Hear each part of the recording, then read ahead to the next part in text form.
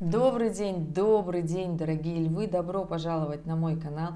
И в этом видео я расскажу ваш гороскоп на июль 2024 года. Да, дорогие, если вы смотрели большое видео «Лето надежд», это трехмесячный гороскоп на июнь, июль, август 2024, то вы примерно понимаете, о чем я сейчас буду говорить. Но давайте все-таки развернуто, масштабно, про июль 2024 года. Да, дорогие, у нас с вами на небе 30 июня разворачивается Сатурн, и он уходит в ретроградное движение. Сказать, что это будет сложный период времени, сложноватый. Как он пройдет для вас? Ну, для всех он проходит, в принципе, с трудностями. И, естественно, да, он формально уходит от 30 числа, но еще добавляем по 3 денечка до и после. И ретроградный Сатурн с нами случится как раз-таки с 30 июня по 15 ноября. Что делаем здесь мы все? Естественно, мы разбираемся со своими финансами, с долгами, если такие имеются, со своей карьерой, работой, социальным статусом, в том числе здоровьем, потому что Сатурн отвечает и за это. В этом-то и есть прелесть и сложность Сатурна, потому что это планета, которая заставляет нас трудиться везде. Если мы не трудимся по обстоятельствам своей жизни, все зависит от того, где у вас расположен Сатурн, то тогда, конечно же, мы начинаем трудиться над своим здоровьем, что совершенно очень такая, я бы сказала, неприятная сфера для львов, потому что у львов история, когда начинает хворать здоровье, это вообще самая последняя стадия, но абсолютно не включенного солнца, потому что яркое львовское солнце — это когда все получается, это когда я себя люблю, я вот такой гордый, я такой красивый, я истинный лев, я иду со всем своим прайдом по жизни, и мне с этим хорошо, мне с этим классно, да, я развиваюсь. Естественно, если этих эмоций, ощущений у вас нет, то, ребята, нужно разбираться, почему же вы не идете в свою жизнь, почему вы не идете в свое развитие, почему вы не живете по Солнцу. Меня очень часто спрашивают, какой гороскоп мне смотреть, по Солнцу, по Луне или по асценденту. Ребята, я всем говорю, смотрите гороскоп по Солнцу и живите по Солнцу, потому что если вы смотрите по асценденту, ну, проявляетесь вы по асценденту, но асцендент все-таки отсветит вашу личную жизнь, ваши любовные отношения, да, где у вас провисает. Просмотрите Луну, гороскоп по Луне, но если у вас сойдется все, тогда это печально, конечно, потому что здесь история того, что когда мы живем по Луне, у нас нет сил, активности, амбиций и внутреннего ресурса для того, чтобы бороться с трудностями. Поэтому все-таки включайте свое Солнце, в каком бы оно знаке зодиака не было. Знаю, меня смотрят и лунные львы, да, и по асценденту львы, и по Солнцу львы. Поэтому, ребята, конечно же, включайте свое Солнце, живите. А львовское солнце — это вообще самое яркое солнце в гороскопе, то есть ни один знак зодиака не может похвастаться вот этой яркой энергией, и реально даже похвастаться настолько, как лев истинный, не может. Ну, нет таких мироощущений по жизни, а у льва есть. Поэтому, дорогие львы, включайте своего внутреннего льва, не бойтесь каких-то таких эмоций, которые могут вас, вы думаете, уведут вас не в ту сторону. Конечно же, могут. Конечно же, да, но будьте ответственным львом, будьте львом, который творит будущее, не просто творит сейчас абы что, да.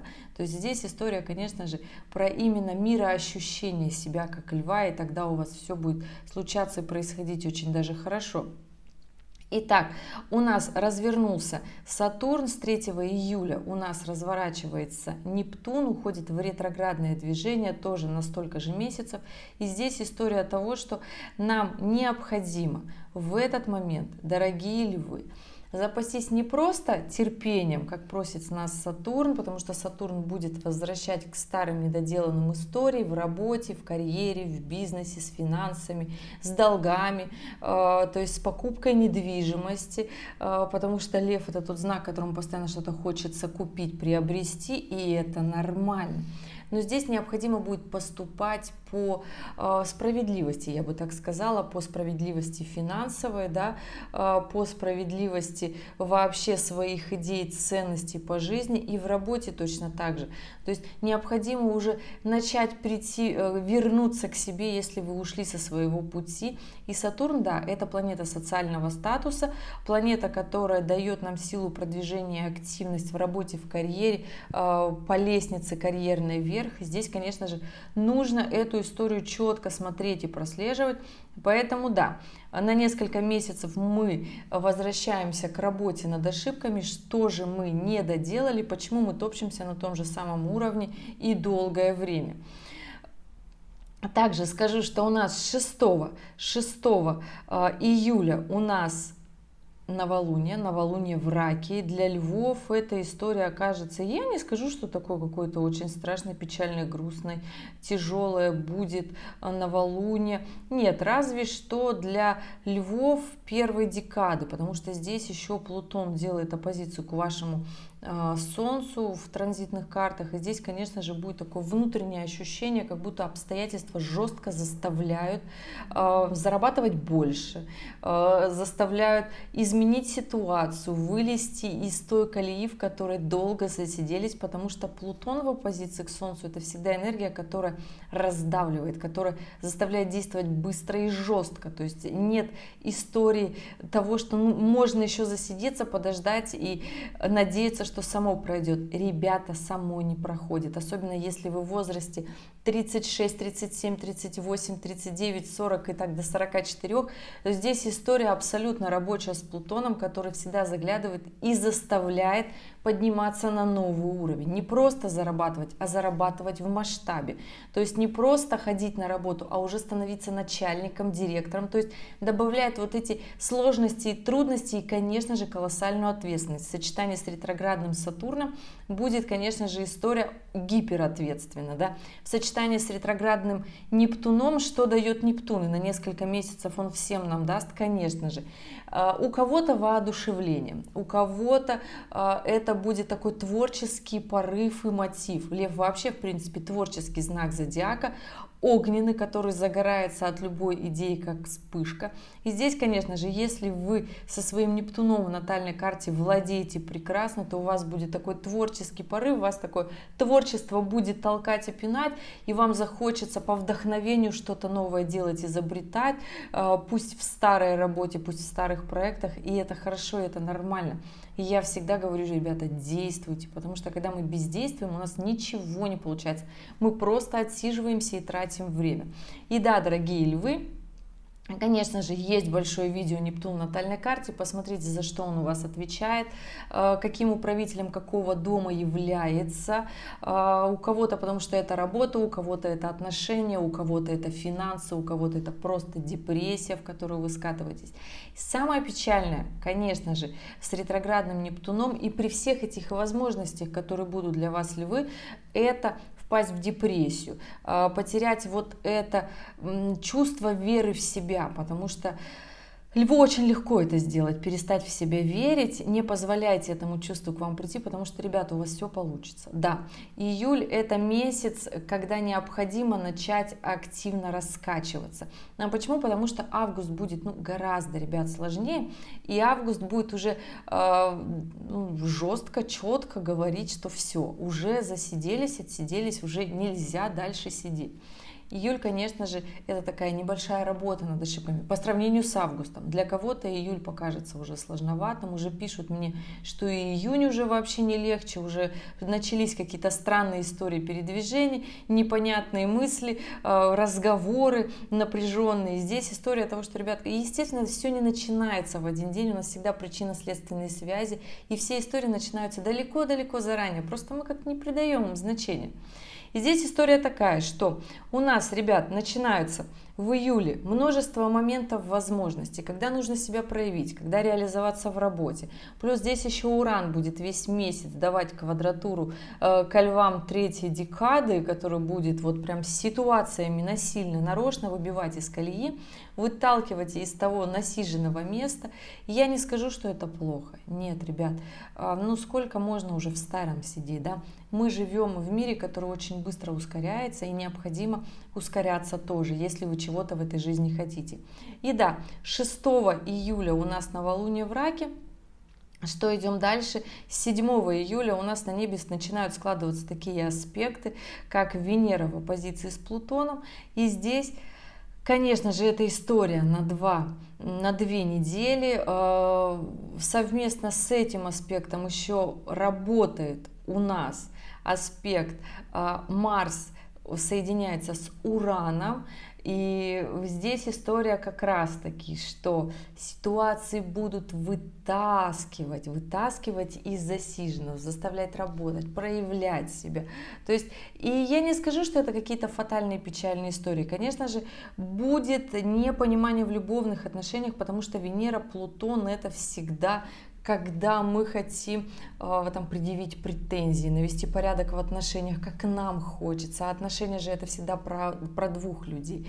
То есть здесь история доминирования, здесь история и любви, и романтики, и финансов, и все это вместе приплетается, особенно если вы много лет вместе, если вы идете по жизни, и у вас большой план в принципе, то здесь необходимо научиться вместе жить, договариваться. Июль именно и требует от нас, от всех именно вот этих договорных отношений, потому что энергия будет бурлить, энергия будет зашкаливать, ситуации будут разные, вплоть до того, что там обнуление будет давать Уран, то есть вот была работа и нет работы, и сразу что делать? Естественно, захочется во всем обвинить кого-то ближнего своего, да, поэтому здесь не будьте строги к отношениям, понимайте, принимайте и работайте, ускоряйтесь, усложняйтесь, потому что Уран, когда обнуляет, он заставляет ускориться, он заставляет больше делать, внедрить, попробовать. Да, пусть не все пробы приведут как раз-таки к тем результатам, которым хочется, но ошибки — это же есть возможности. Чем больше попробовал, не получилось, окей, попробовал еще. Июль как раз это месяц, который нас заставляет не сдаваться. Никогда не сдавайся, девиз этого июля. И да, эта история продлится от новолуния до полнолуния. 21 июля у нас полнолуние в Козероге. И это второе полнолуние этого лета в Козероге. Но здесь нужно еще понимать, что Луна на момент полнолуния будет в соединении с Плутоном. Это такая мощная давящая энергия, которая заставляет нас осознавать, принимать решения.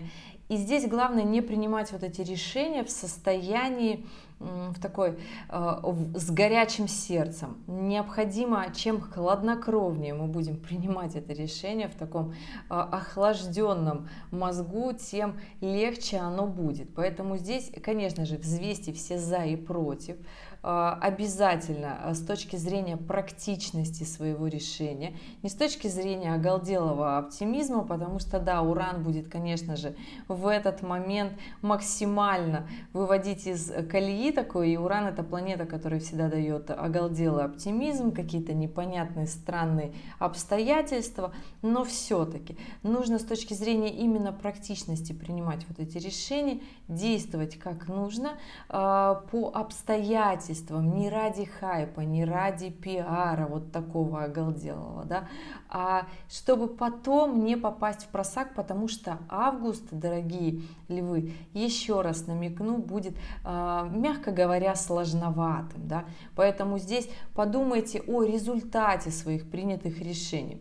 И здесь, конечно же, на момент полнолуния, да, дорогие львы третьей декады, здесь, конечно же, и Уран в квадратуре с Меркурием, который находится во Льве, и Венера во Льве в том числе, но при этом в любовных отношениях будет, я скажу так, неплохо, потому что здесь и Юпитер будет делать прекрасный, все-таки прекрасный секстиль ко львам второй декады, и поэтому, ребята, здесь, конечно же, понимаете, что да, трудности они будут, трудности это нормально, но при этом есть планеты, которые будут заставлять трудиться весь июль, да, и будут давать все-таки нотку позитивных эмоций и радости. При этом захочется, конечно же, вот последние недели июля после полнолуния, захочется. Юпитер, конечно же, дает очень классный аспект Венере, что говорит о том, что захочется много чего потратить, купить. Скажу так, я бы посоветовала сделать вложения, которые вы точно знаете и понимаете, которые окупятся.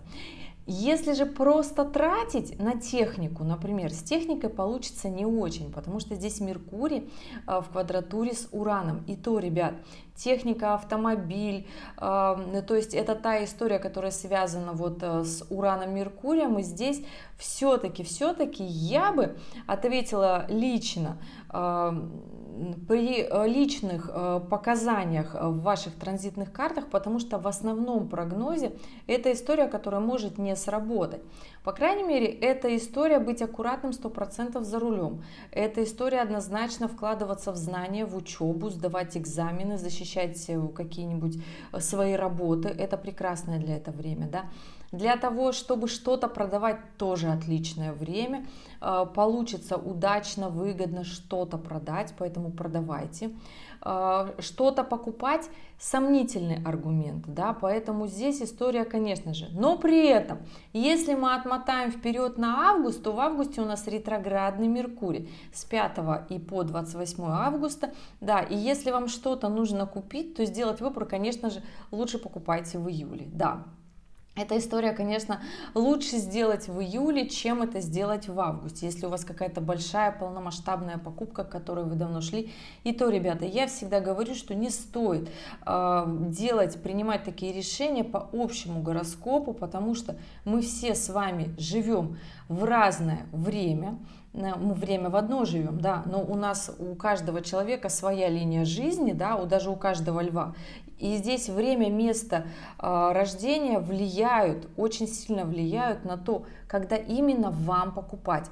Кто-то в этот момент продаст дом с потрясающей прибылью, кто-то продаст дом и угорит, да, кто-то купит дом и скажет, это лучшая вообще моя покупка в жизни, на ретроградном Меркурии в том числе, да, а кто-то купит дом, и в этом доме будет очень много всего испорченного, что придется переделывать, и что было бы проще построить новый, понимаете? И здесь вот такие серьезные решения, естественно. И я надеюсь, вы по общим гороскопам не смотрите. Если же у вас, конечно, вопрос про это, оставляйте комментарии под этим видео, обязательно указывайте свою дату, время, место рождения и вопрос, для того, чтобы я четко ответила по вашей карте. И здесь, ребята, понимаете, что в целом июль, да, он будет где-то напряженный, он где-то будет заставлять брать новый уровень. Но для вас, дорогие львы, я хочу сказать, что вот наступает вообще очень активное время для всех львов, независимо от того, когда вы родились, да, ближайшие 20 лет это максимальная активность будет для львов. Почему? Потому что Плутон, если вы смотрели большое видео, которое я в январе опубликовала, Плутон, перешедший в знак Водолея, он будет делать оппозицию к вашему Солнцу, к вашей личной транзитной карте. То есть эта карта не от меня зависит, то есть она зависит от вашей жизни, да, то есть я ее открываю, я вижу, в какой момент Плутон будет именно делать эту оппозицию к вашему Солнцу. Именно временной период. И здесь независимо от того, когда я открою компьютер и это посмотрю, это есть и это данность. Что делает Плутон? Плутон, он всегда заставляет брать больше ответственности, подниматься на новый уровень. Либо он, естественно, растаптывает полностью всю жизнь, и все равно приходится потом брать эти нагрузки. Поэтому, да, дорогие мои прекрасные, красивые, роскошные львы, становитесь собой, становитесь прекрасными, роскошными, стильными, классными, интересными и будьте собой, потому что Плутон специально заглядывает для того, чтобы множество львов вышло на горизонт и показали нам, как надо делать, научили нас в разных сферах жизни, потому что львы могут работать тоже в разных сферах жизни. И здесь действуйте. Июль, я хочу сказать, что для вас это время, проявить себя. У кого-то начинаются дни рождения, у кого-то финальный месяц подведения итогов всего того, что вы сделали и не сделали. И чем больше вы честнее себе ответите, что где-то вы не доработали, тем продуктивнее будет складываться ваш июль и август. Да, август будет сложным, но не настолько, ребята, чтобы сидеть и унывать. Да, под ретроградный Нептун не советую сидеть и унывать, но очень захочется, не надо. Лучше давайте действовать продуктивно, потом это всегда окупается в каких-то плюшках к нашему гороскопу.